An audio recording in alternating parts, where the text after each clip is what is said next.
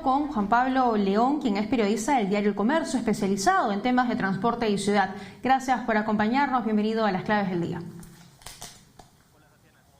Hola Tatiana, ¿cómo estás? Un gusto escucharte y muchas gracias por la invitación.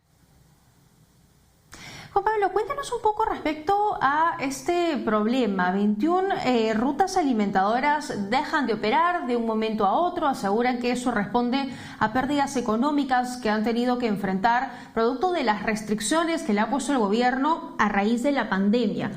¿Se sabe a cuánto ascienden estas pérdidas? ¿Cuántas personas han dejado de utilizar los alimentadores? Y si finalmente tiene sentido que de un momento a otro dejen de funcionar. A ver, para comenzar, a mí me llama la atención mucho que con la llegada de la pandemia nadie consideró que el transporte era una prioridad, sobre todo al momento de considerar a las empresas, que son finalmente las que han perdido mucha rentabilidad. Me parece que cuando comenzó la pandemia se desinfectaron las combis una sola vez y se repartieron mascarillas, pero nadie se puso a pensar, oye, ¿cómo vamos a solventar las pérdidas económicas que acarrean evidentemente las empresas, los concesionarios de los buses? ¿Cómo vamos a negociar esos costos de compensación? Entonces, la deuda, según trascendió hoy día por la mañana, de la Municipalidad de Lima a los concesionarios, es de aproximadamente 27 millones de soles. Hay un trascendido también de que la Municipalidad de Lima estuvo recibiendo diversas advertencias en las últimas semanas de esas deudas de junio, julio y agosto, pero un trascendido que en realidad no se hizo público. Fueron advertencias que no se hicieron públicas, de manera que ya hoy día, cuando la gota derramó el vaso y sencillamente los operadores no podían continuar funcionando, hoy día sin previo aviso, todas las puertas de los alimentadores se cerraron, no salieron en 21 rutas, 21 de las, me parece, 32 rutas de los alimentadores, y muchísimas personas se han perjudicado. En este momento, Tatiana, mientras estamos conversando, en este momento hay miles de ciudadanos que están en las calles tomando un colectivo informal, exponiéndose a un contagio, sencillamente porque nadie, cuando empezó la pandemia, se le ocurrió, oye, ¿qué hacemos ahora con los concesionarios que definitivamente van a perder un montón de pasajeros, ¿no? De acuerdo. De acuerdo, y siempre están los colectivos informales atendiendo, además, esa necesidad que hoy tiene una población que utilizaba los alimentadores y que no están funcionando. En ese sentido, desde tu punto de vista, Juan Pablo, ¿quién o quiénes son los responsables de esta situación? ¿Protransporte, el municipio de Lima? ¿Hay otros actores involucrados? ¿Cuál es su análisis? A ver, a mí lo que me llama mucho la atención como periodista, pero también sobre todo como ciudadano, porque yo he usado el servicio muchísimo tiempo, es que no se ha tocado el tema de fondo, y es que el servicio de los alimentadores es un servicio que no alimenta nada, es un servicio que nació, se llama alimentador, pero para mí nació con hambre, porque el servicio es pésimo, ha sido caótico desde que comenzó. Por supuesto, es para esperar un bus del Metropolitano es entre 30 y 40 minutos. ¿Para qué? Para que finalmente venga un bus repleto de pasajeros, o a veces buses que se pasan de frente,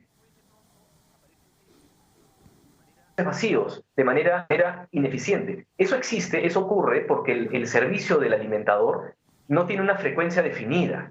Es, digamos, el datero de la combi o el mismo colectivo informal está mucho más coordinado y mucho más organizado en cuanto a su frecuencia, de manera que pueden llevar de forma eficiente a la misma cantidad de pasajeros, evitando que los paraderos se repleten. Pero ir en el alimentador es una de las peores experiencias que tiene el ciudadano. Por eso es que alrededor de los paraderos del alimentador siempre hay colectivos informales, desde Lima Sur hasta Lima Norte, siempre hay colectivos, porque esos colectivos informales, esos choferes informales saben que los alimentadores van a dejar a los pasajeros botados, y al final estos pasajeros van a terminar financiando. Le convendría al sistema formal, le conviene que el alimentador tenga al costado los colectivos informales, porque si no, simplemente la situación sería insostenible, ¿no? Pero en ese sentido, leí la columna que escribiste hoy en el diario El Comercio, que describe claramente esta situación que hoy nos estás comentando. qué falló desde el inicio y cómo esta situación ha venido empeorando hasta el día de hoy, que no están operando 21 rutas alimentadoras. Y hablabas de la frecuencia, ¿no? Lo que nos estabas comentando en este momento, que pueden pasar 30, 40 minutos, no pasa ningún alimentador y luego pueden venir 4 o 6 unidades de golpe.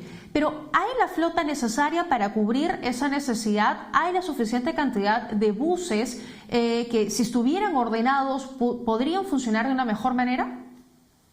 Sí, hay flota suficiente, lo que no hay es un orden una organización, una coordinación, una frecuencia, mejor dicho, una sincronización para que la misma cantidad de buses pueda salir en periodos determinados y recoger. Eso, por ejemplo, tiene mucho que ver con que los buses no tienen un sistema de GPS.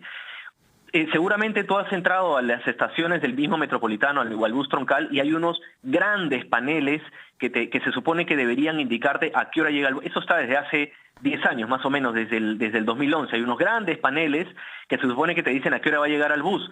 Y sin embargo, esos paneles siguen diciendo panel inoperativo. Estamos en el 2020 y no podemos saber a qué hora llega el Metropolitano o el Alimentador cuando se supone que es el transporte más formal, ¿no? Entonces, esta es responsabilidad de la Municipalidad de Lima, de Protransporte también, y también de los concesionarios, porque se supone que el GPS o una manera tan sencilla como por ver en un celular, en un aplicativo, en cuánto tiempo llega tu bus a la estación para que te puedas organizar y sobre todo en este contexto para que para que las estaciones no se llenen, porque lo que pasa ahora, como no sabes a qué hora va a llegar tu alimentador o tu bus del Metropolitano, es que todo el mundo va en mancha al mismo paradero o a la misma estación generando aglomeraciones y por supuesto haciendo que la gente se exponga al contagio. Pero si uno conoce a qué hora va a llegar el bus, evidentemente va a poder planificar su viaje y evitar contagios. De acuerdo, y además que el transporte es un servicio público, ¿no? Que no está funcionando bien, que además es caro y que como ciudadanos tenemos derecho a reclamar que se dé de una mejor manera. Juan Pablo, tengo que ir finalizando. Una última consulta. ¿Crees que esta situación se pueda resolver rápidamente, que Protransporte pueda llegar a un acuerdo con las empresas concesionarias y que finalmente los usuarios, como siempre, no se vean más perjudicados? Probablemente se vaya a solucionar, pero como siempre se solucionan las cosas, que es por medio de un parche, no es como pasarle el plumerito al problema, que es lo que generalmente pasa con el transporte. Aquí no estamos pidiendo que nos hagan un favor. El sistema de transporte, el transporte público es un derecho. No es que estamos pidiendo misericordia para que nos den un buen sistema de transporte. Yo creo que sí se va a solucionar, finalmente se va a desembolsar ese préstamo ese préstamo bancario para poder parchar la deuda del alimentador, pero el siguiente paso es la deuda que tiene con el servicio troncal, con los 600.000 pasajeros que pueden terminar perjudicados con el servicio troncal del Metropolitano. Entonces, el problema es que siempre las autoridades van a reaccionar cuando ya el problema está a tope. Y eso, si me permites una última reflexión, yo siempre he dicho, Tatiana, que el problema del transporte radica porque las autoridades vinculadas al transporte no usan el transporte público. El día que las autoridades utilicen el transporte público, ese día va a cambiar. Ese día vamos a tener un buen sistema de transporte público. Ese es un punto clave y has dado además en el punto en todo sentido, porque si también las autoridades utilizaran los hospitales, probablemente la situación de los hospitales sería otra, y si hubieran utilizado los colegios públicos, también la situación sería otra, y eso es sumamente importante. Me quedo con esa reflexión y, como siempre, agradecerte que nos hayas acompañado. Muchísimas gracias. Gracias a ti, Tatiana. Un fuerte abrazo. Muy bien, hacemos una brevísima pausa, hablamos con mucho más en Las Claves del Día.